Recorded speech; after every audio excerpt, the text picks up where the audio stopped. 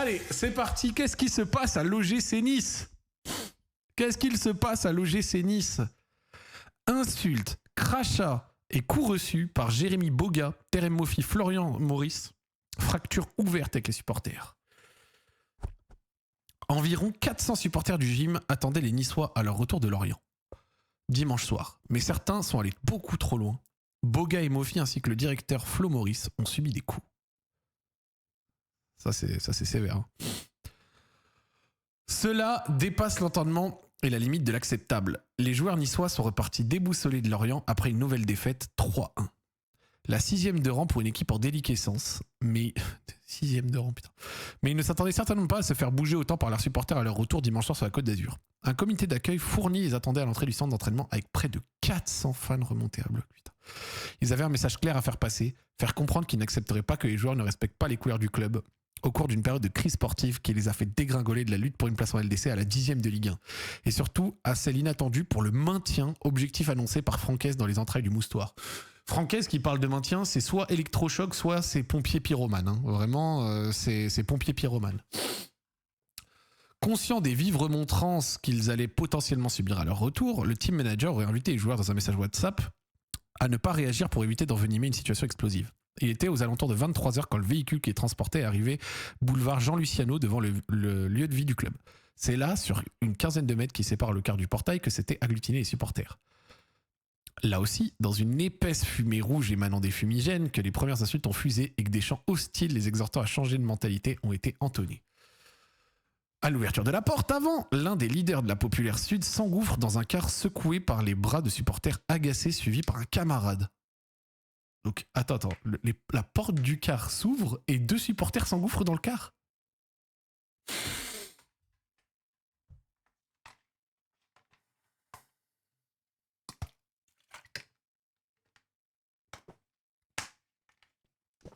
C'est une dinguerie.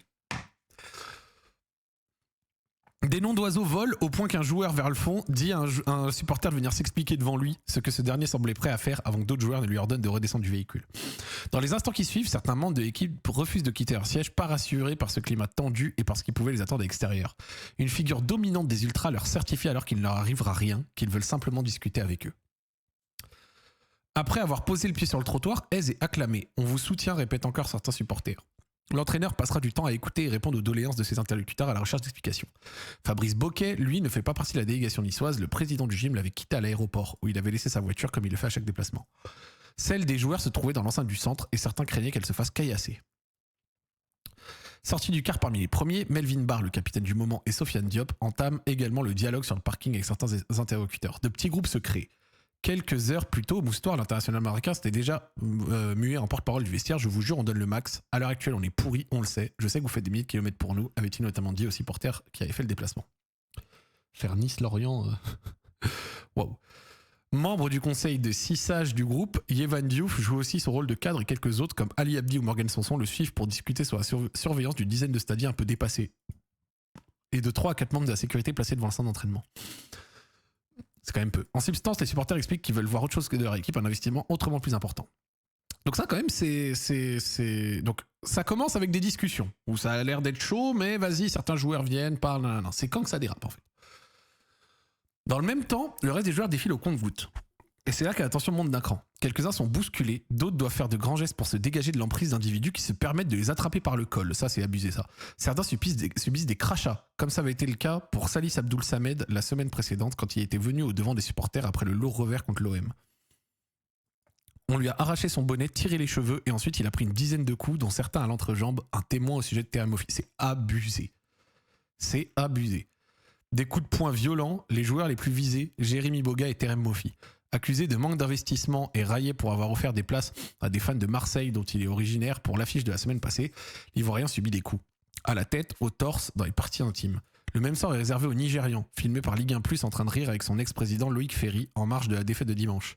Un témoin décrit cette scène de chaos ahurissante. On lui a arraché son bonnet, tiré les cheveux. Ensuite, il a pris une dizaine de coups, dont certains à l'entrejambe. C'est... Alerté, Diouf est venu les aider à se dégager. Parallèlement, Florian Maurice subit aussi le courroux des supporters présents. Le directeur sportif est farouchement pris à partie, conspué pour son mercato estival. Il essuie à son tour des coups. Le dirigeant n'a pas souhaité s'exprimer. Au bout de longues minutes, toute la délégation se retrouve enfin à l'abri. Certains étaient traumatisés, choqués. Ils se sont demandé comment c'était possible de ne pas être protégés face à une telle situation, alors que la plupart des joueurs étaient prostrés sur leur téléphone, outils d'échappatoire aux discussions avec leur entourage. Des cadres apostrophent Florian Maurice à ce sujet, furieux contre la direction et Bokeh.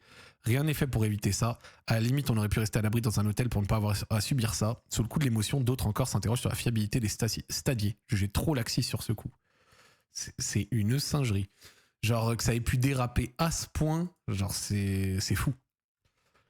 Au bout d'une heure, les supporters ont fini par se disperser et les joueurs ont regagné leur voiture puis leur domicile. Le groupe est meurtri, témoigne un membre du club. Certains joueurs regrettaient lundi matin de ne pas avoir reçu de coup de fil pour que l'on prenne des nouvelles d'eux. Le gym, lui, n'a pas encore réagi sur cet épisode marquant, mais au vu du déroulé de la soirée, le président Bokeh a prévu de rencontrer des ultras ce lundi soir.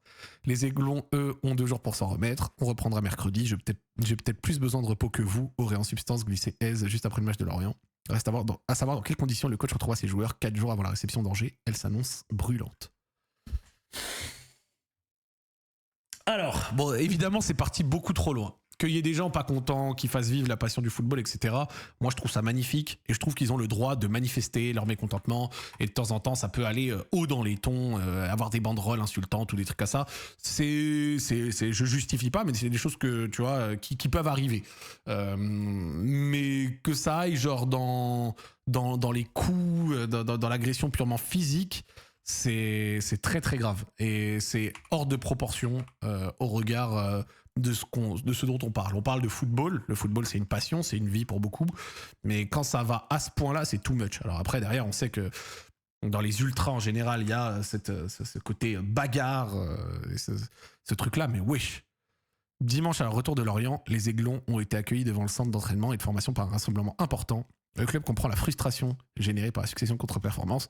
En revanche, les débordements constatés durant ce rassemblement sont inacceptables. Plusieurs membres du club ayant été pris à partie, l'OGC Nice leur apporte son soutien et condamne César avec la plus grande fermeté.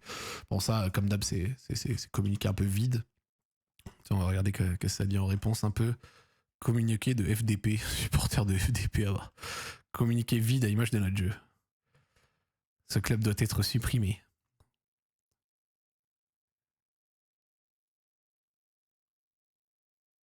Eh ben. Moi, j'ai entendu des informations de gens un peu du milieu du foot qui me disaient plus de 400 personnes, mais aucune vidéo d'agression. Ça, c'est pas une preuve.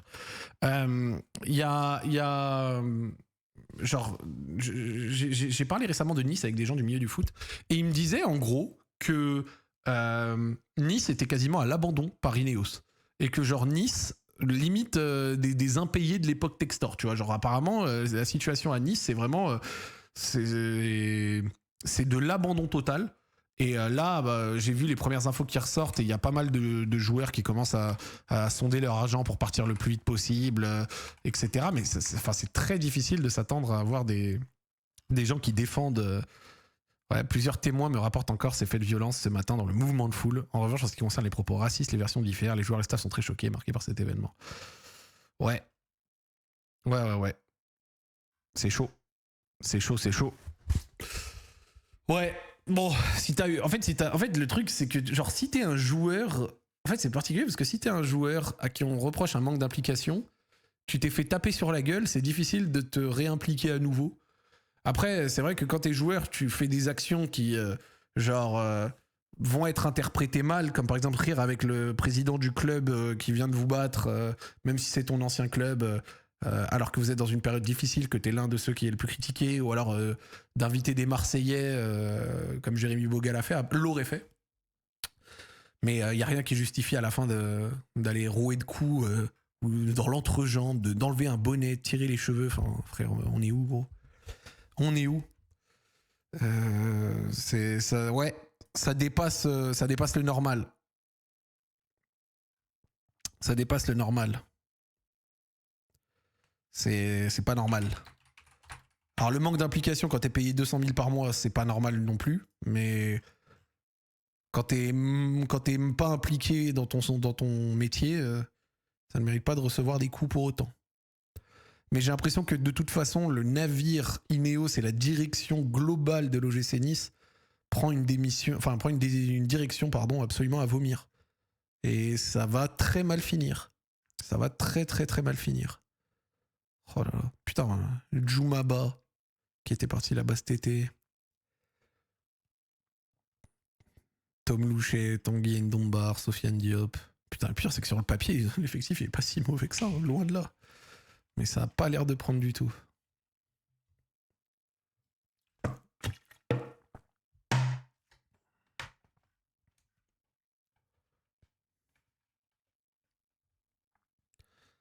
Ouais, club à l'abandon par un propriétaire riche, Ineos, qui s'intéresse plus à son joyau principal, Manchester United, qu'aux états d'âme du nord-est, enfin du sud-est français par contre.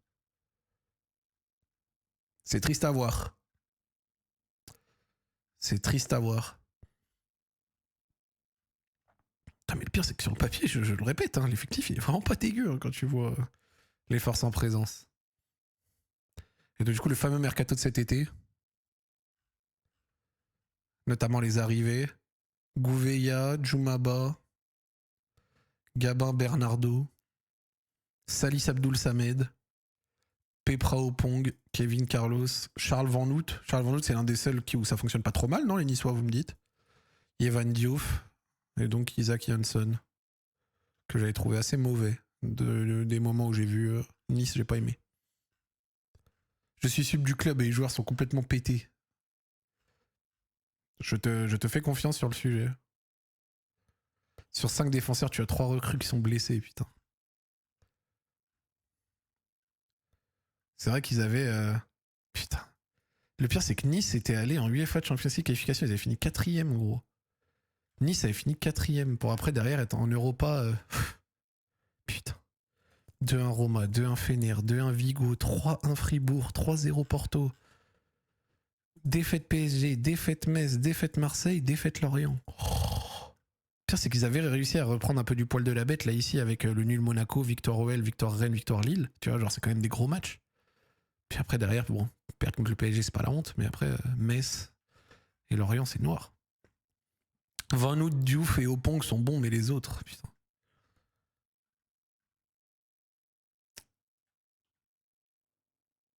Kevin Carlos, bordel.